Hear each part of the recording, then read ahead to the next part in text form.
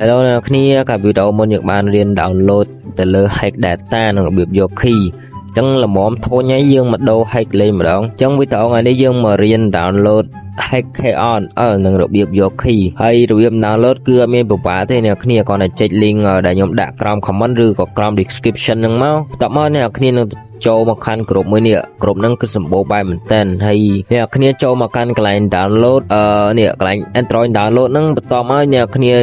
ចេញ down KON មកគឺមានស្រាប់តែបងអ្នកគ្នាមិនចាំស្វែងរកញ៉ៃទេបន្ទាប់ពីគ្នាយើង download ហើយយើងចុច install មកហើយយើងទៅបើកកន្លែង allow access វាកុំ storage ហ្នឹងមកបន្ទាប់មកយើងដាក់ account នេះចូល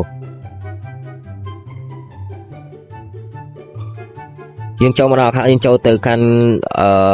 block fruit ដើម្បីយើងយក key កន្លែងនេះយើងចុចលើរូប logo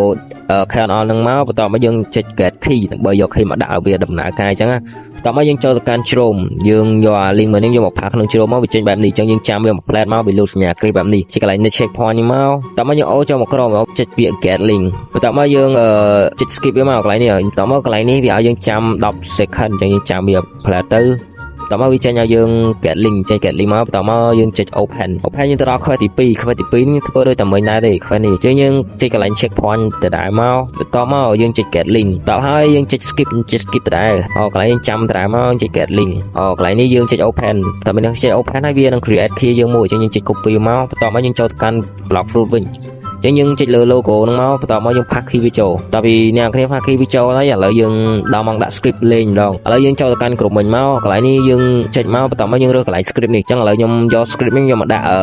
តែគ្នាយើងមើលមួយចឹងយើងយកវាមកដាក់មកយើង delete អានេះចោលនេះវាអត់ប្រយោជន៍ទេអាហ្នឹងវាដាក់មក thank you ស្អីវា